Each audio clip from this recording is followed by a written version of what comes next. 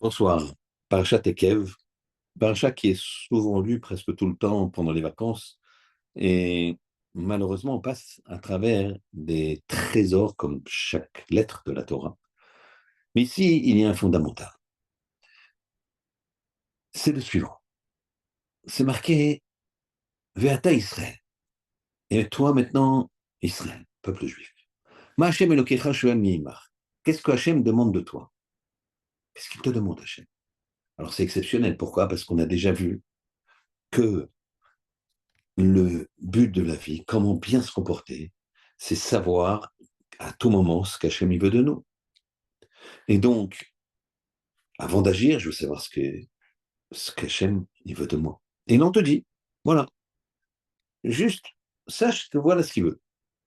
Et il va nous donner la suite du passouk. Kim leira, craindre Hachem, ton Dieu. La lechet bechol derachaf, aller dans tous ses chemins. Donc leira, le craindre, la lechet, aller dans ses chemins. Ou l'ava, l'aimer. Ok. Donc le craindre, aller dans ses chemins, l'aimer. Velavod et le servir. Ok. L'ishmor et de garder. 5 points.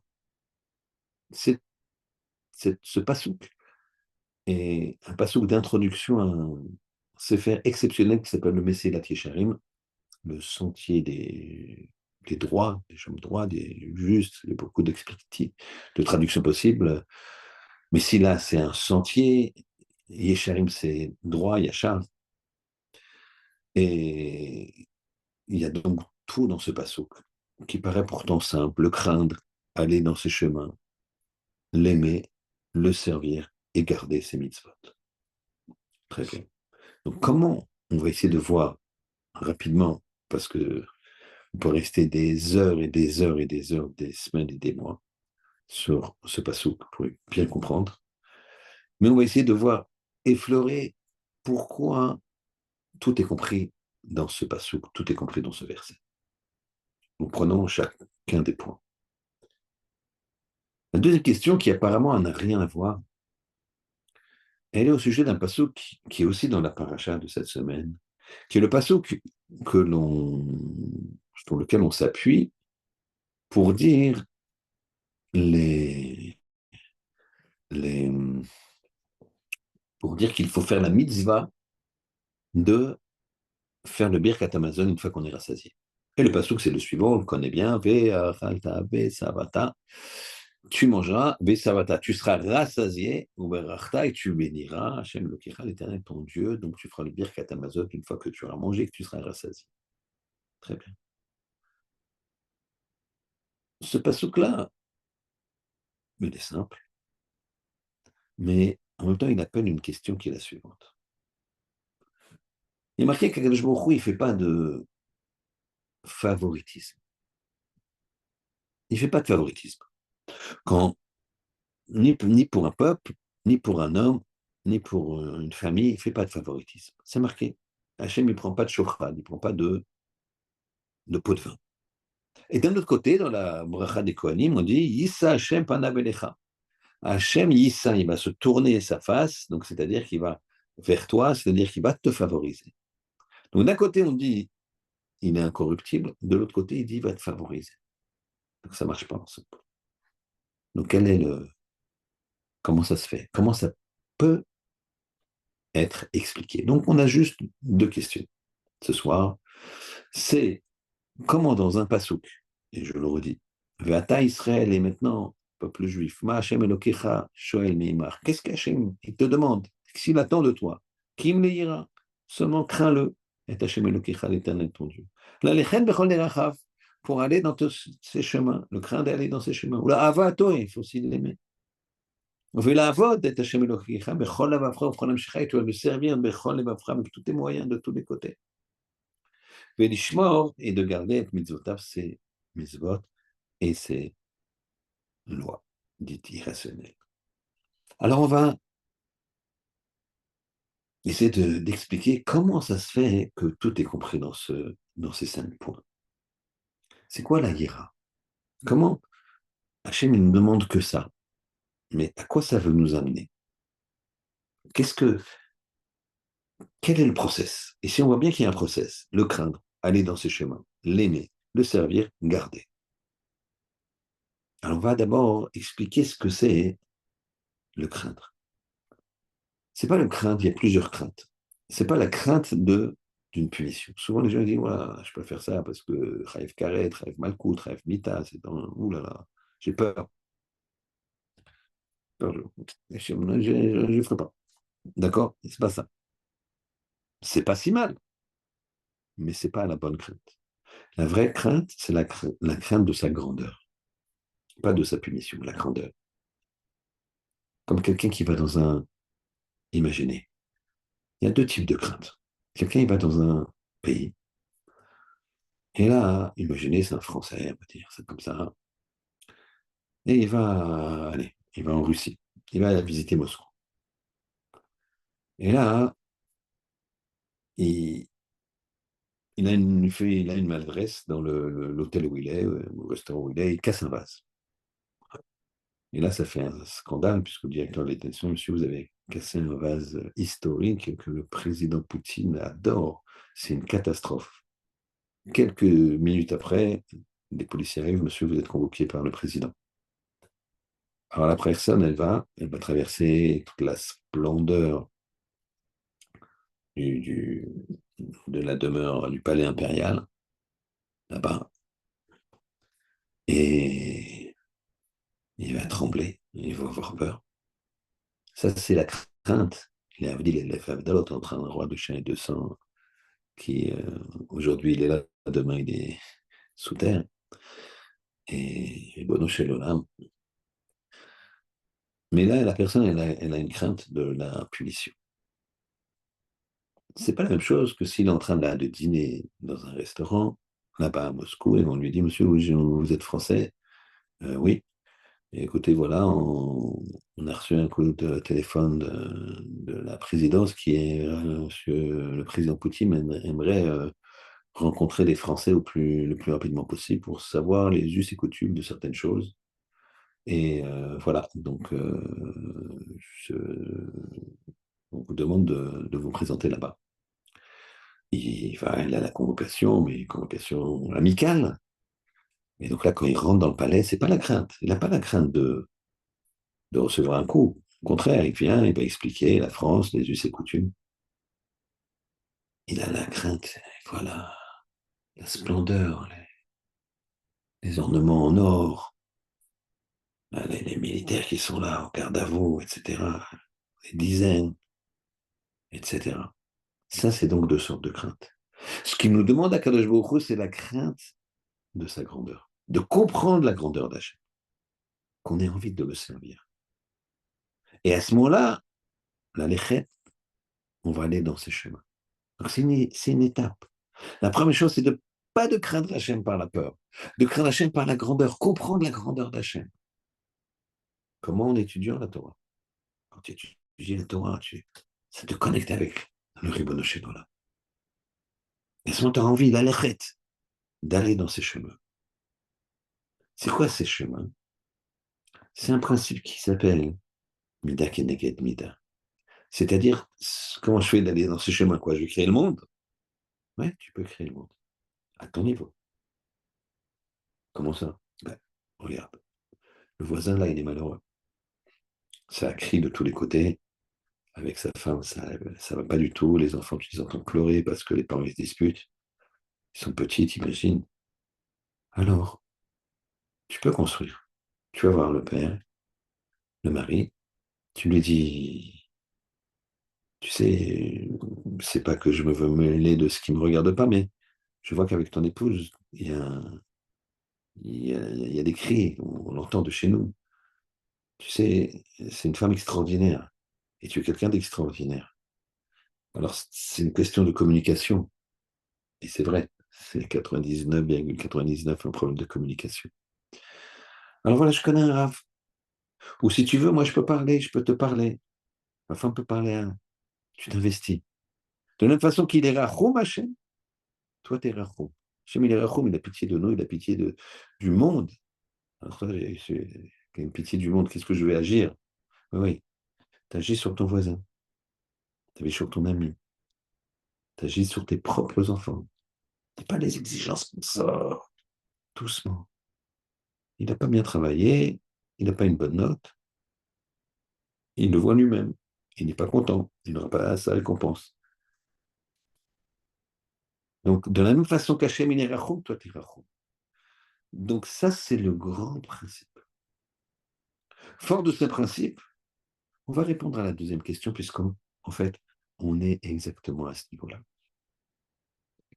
On avait posé en deuxième question, Vachalta vesavata, tu mangeras et tu seras rassasié. On avait vu que sur ce passouk, pour l'instant, on n'a pas fait le lien, il y a marqué que Hachem, il ne fait pas de favoritisme. Et d'un autre côté, il y a marqué Issa, Hachem panav elecha. Hachem, il tourne les yeux, sa face plutôt même, panav elecha vers toi. C'est-à-dire de dire, il te favorise, pardon. Alors là, on va reprendre le passouk. Vechalta vesavata. Et tu mangeras, tu seras rassasié, et tu feras la bracha, tu feras le birkat Amazon. Normalement, tu fais le birkat Amazon quand tu es rassasié. Et les béné Israël, ils ont pris sur eux de faire le birkat Amazon quand ils prennent, c'est une marloquette, kazaït ou kabetza, 30 grammes ou allez, 50 grammes. 50 grammes, c'est pas énorme, 50 grammes de pain. C'est pas beaucoup du tout. Même dans les régimes, comme ça, ils te disent, prends 100, 120, tu peux te permettre. Donc 50 grammes, c'est pas beaucoup. Mais quel rapport? Mais quel rapport le fait que les béné Israël, ils ont pris sur eux de faire le birkat Amazon juste en prenant 30 ou 50 grammes, qu'ils méritent que Hachem, il les favorise et il tourne son visage vers eux. Quel rapport? Pour ça, on va expliquer, parler de quelque chose qui concerne Shimon Hatzadik. Shimon Hatzadik, le Kohen Gadol, il a régné, c'est le terme, il a œuvré, il a servi en tant que Kohen Gadol 40 ans. Pendant ces 40 ans, c'était une abondance extraordinaire. Et les gens, particulièrement les Kohanim, ils étaient rassasiés avec 30 grammes. On leur donnait 30 grammes de pain. Ils mangeaient et s'étaient rassasiés. Parfois, ils en laissaient. Parfois, ils en laissaient. C'était largement suffisant pour qu'ils se nourrissent, qu'ils en profitent et qu'ils soient rassasiés.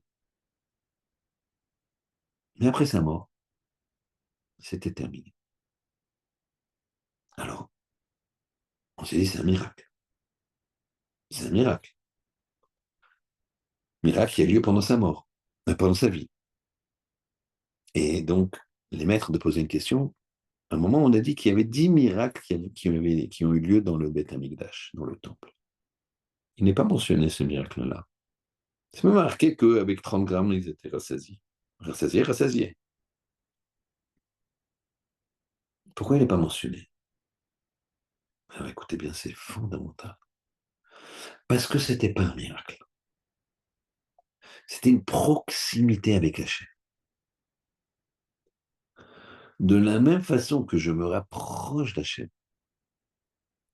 à ce moment-là, j'ai une proximité avec lui.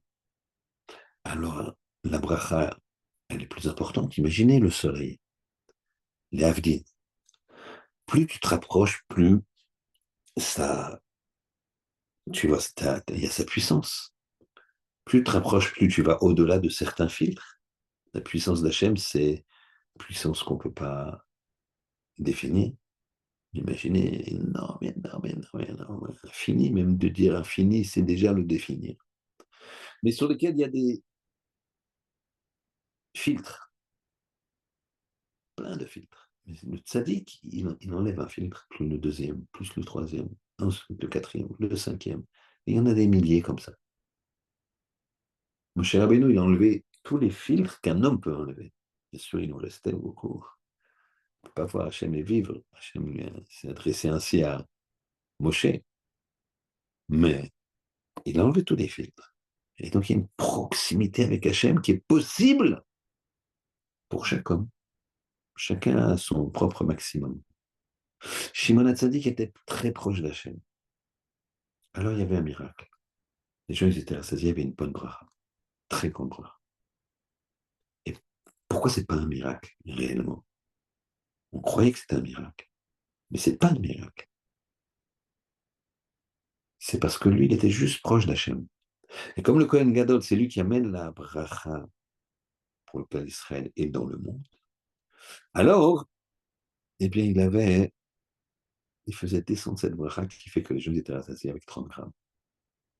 Ils étaient nourris avec 30 grammes, ils avaient suffisamment de vitamines, protéines, tout ce que vous voulez, bien que c'est que du pain. Ils avaient tout ce que le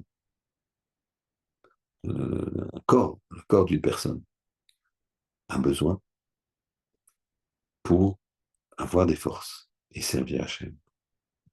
Mida keneged mida, puisque tu te rapproches de moi absolument. À ce moment-là, moi, je me rapproche aussi de toi.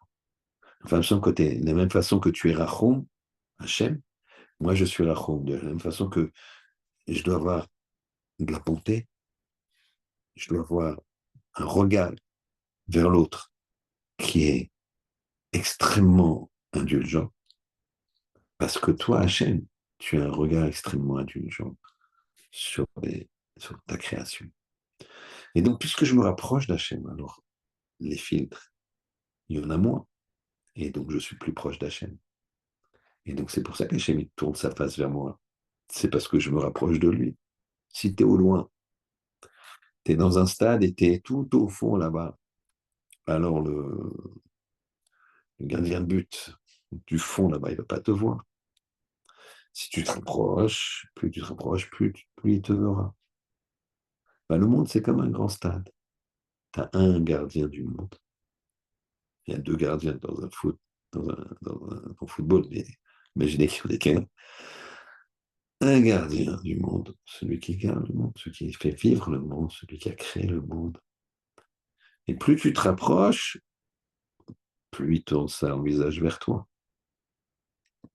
Et donc, c'est pas une protection, c'est pas un favoritisme.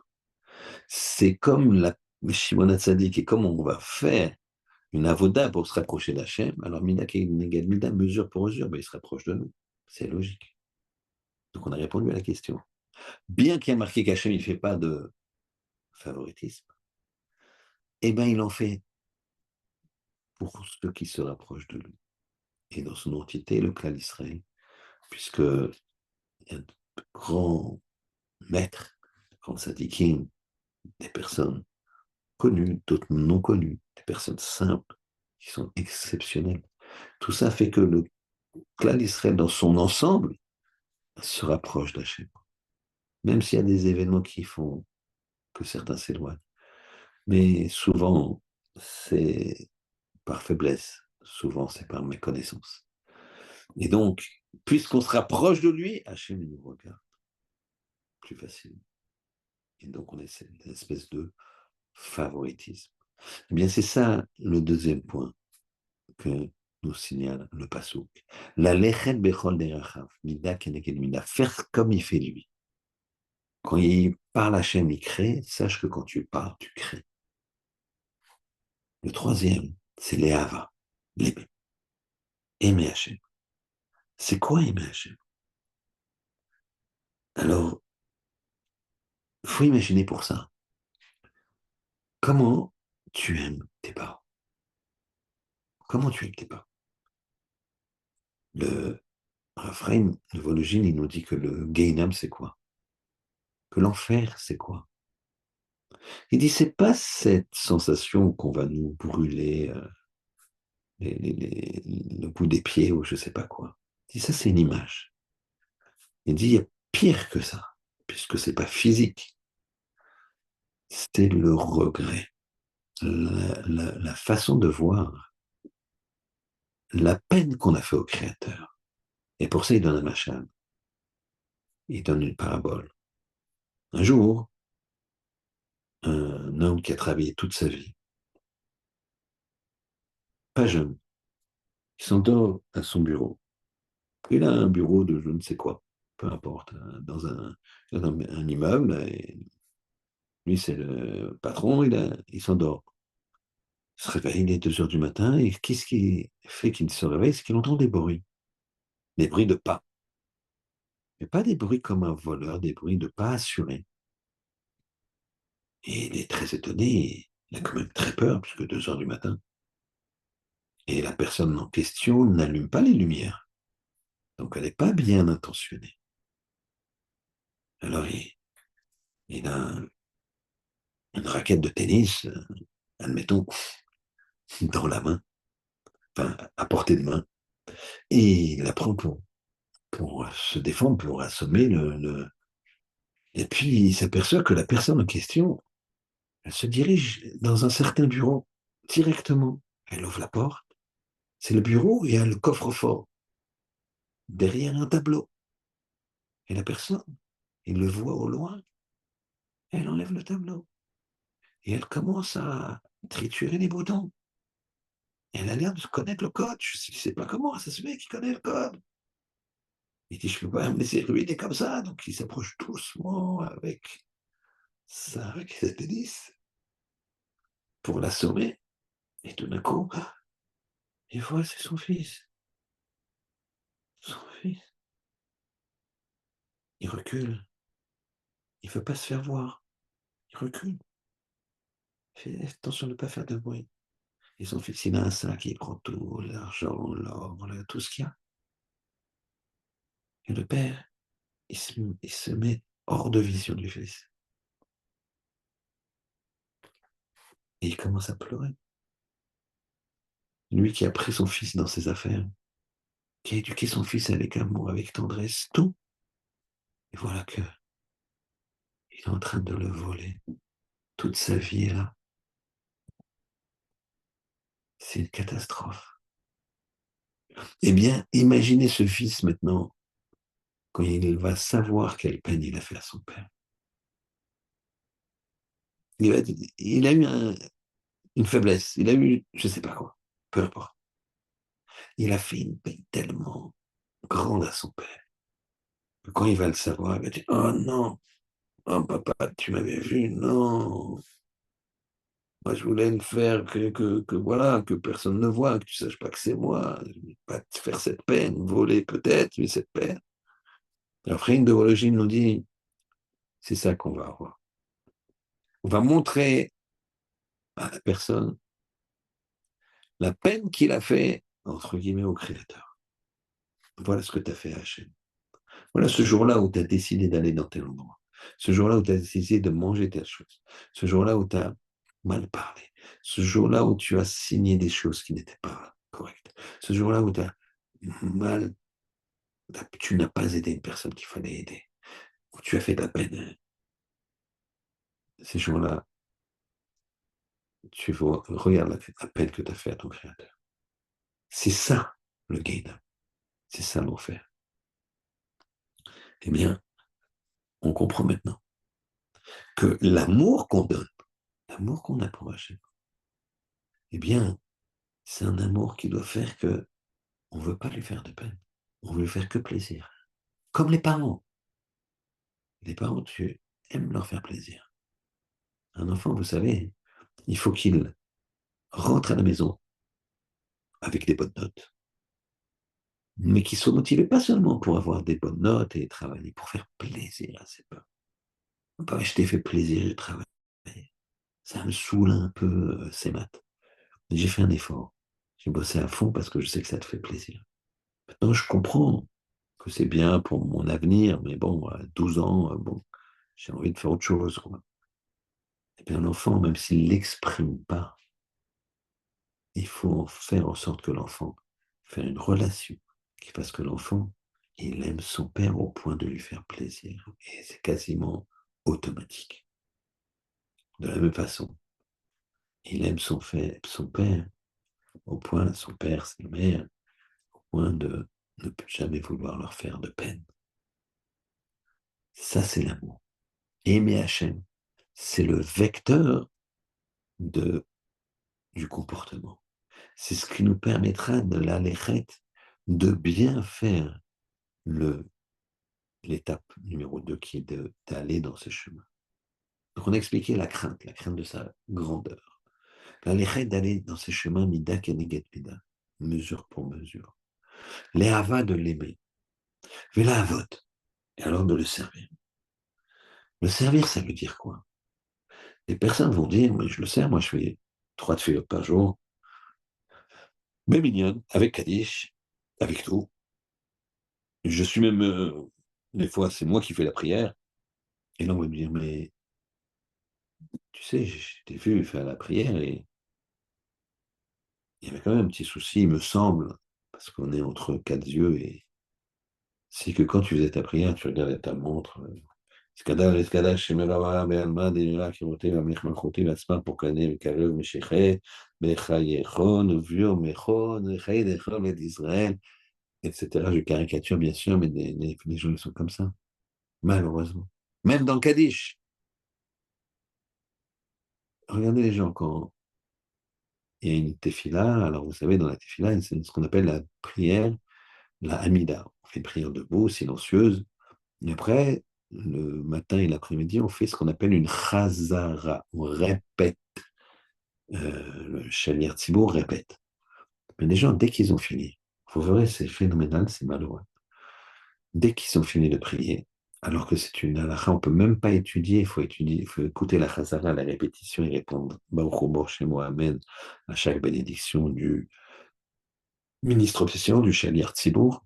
Les gens, dès qu'ils ont fini, eux, leur prière à voix basse, prennent le portable. Et ils sont avec le portable. Ou alors ils parlent. Vous savez, été, j'ai étudié, j'étais en Israël il n'y a pas longtemps, un petit peu juste avant Tisha B'Av. Et vous savez qu'à partir de Tisha B'Av, un jour avant, il y a ce qu'on appelle Ben Azmanim, entre deux Zman, entre deux temps.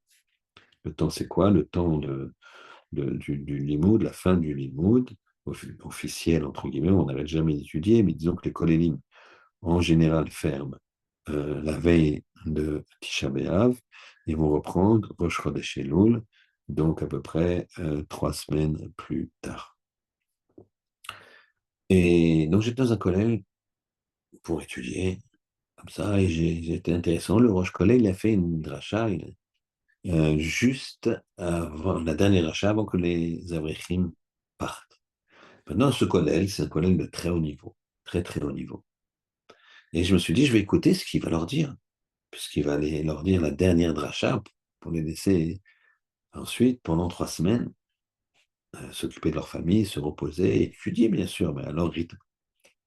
Eh bien, il leur a dit la chose suivante. Vous allez partir en vacances, vous allez, entre guillemets, décompresser. Faites très attention. Faites très attention. Et là, j'ai ouvert grand les yeux, les oreilles, tout, j'étais concentré. Et il a dit, ne parlez pas pendant la tefila. Ne parlez pas à la joue. Je me dis, quoi, il leur dit ça? Et surtout que j'avais fait un mitra quelques jours avant avec eux. Et il n'y a pas un bruit. C'est exceptionnel. Rien. Tout le monde est concentré. Répétition du ministre officiel, concentré. Ne parlez pas à la joue. Exceptionnel. Ça ici, c'est la vote. Servir Hachem. Tu peux être un très grand Talmid Chacham mais parler pendant le Kaddish, parler pendant la Chazala, la répétition. Tu peux être un très grand Talmid Chacham et ne pas être suffisamment concentré. Je m'étais et je pense à mon. Je suis déjà parti.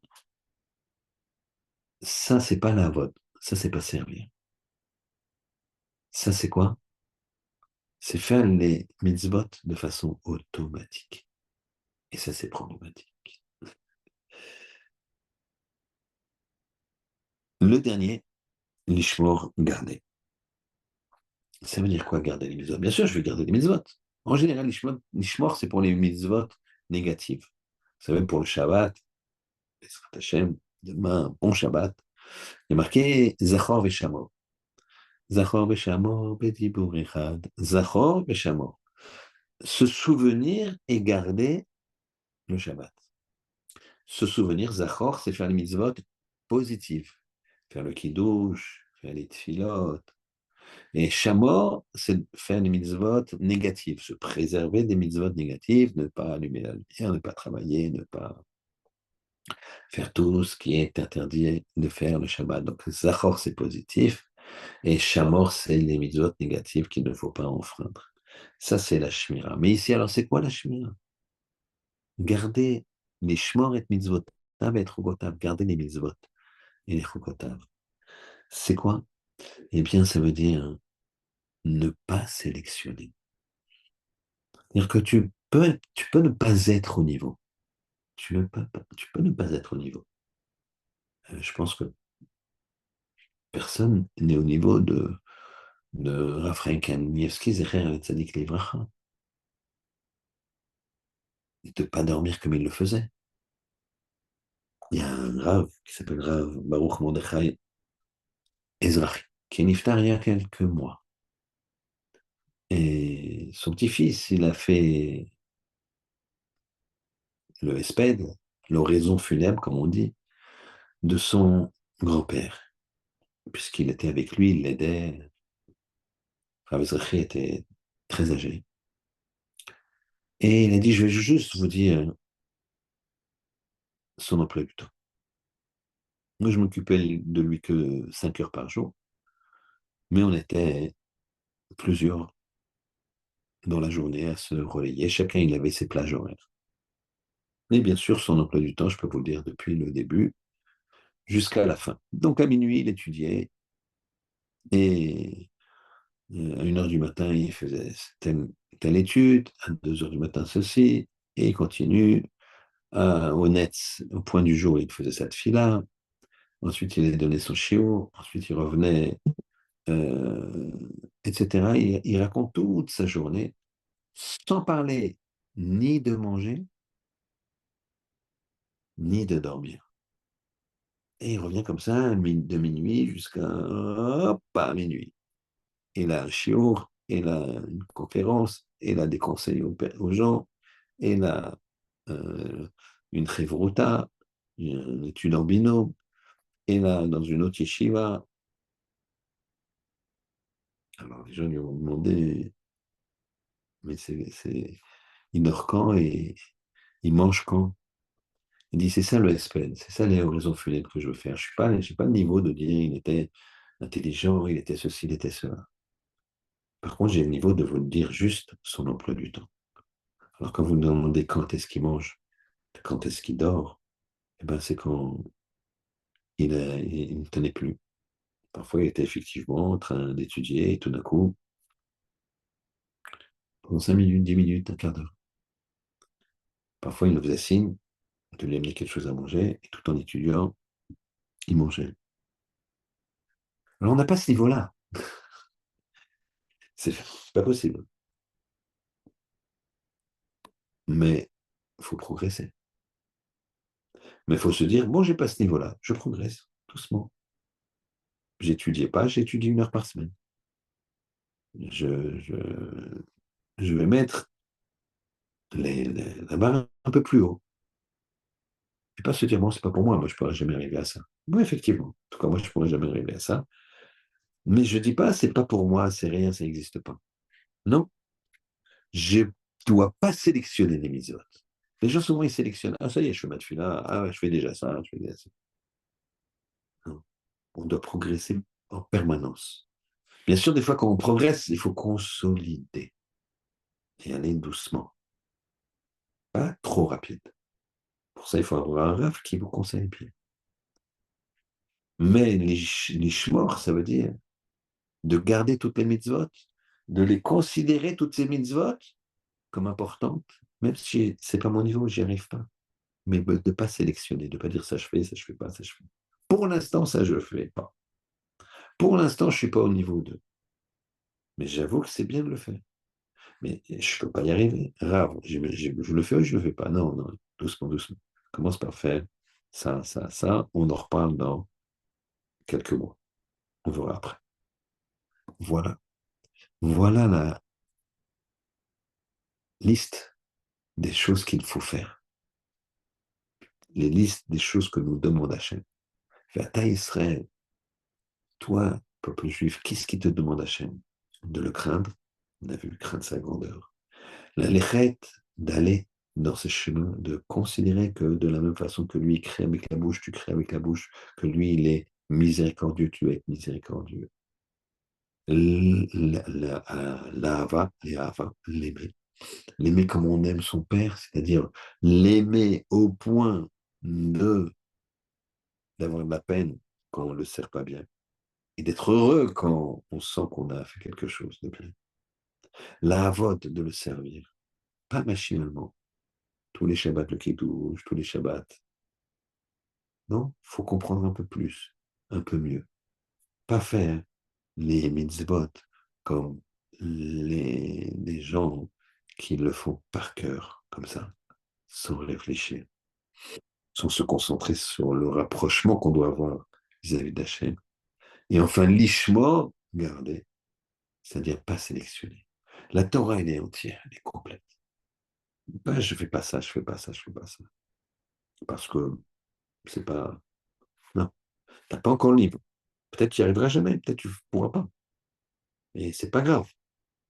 Mais va au maximum de tes possibilités. Fais pas ta sélection. Essaye de faire. T'arrives pas, t'arrives pas. Donc c'est une entité complète. Et à ce moment-là, Mida Keneged Mida, comme on a vu, quand on va dans ces chemins, quand on fait tout ça, on aura, de la même façon qu'on se rapproche d'Hachem, eh bien, il nous regarde. On se rapproche d'Hachem, donc on est plus proche de lui, bah, il nous regarde. Il est plus proche de toi.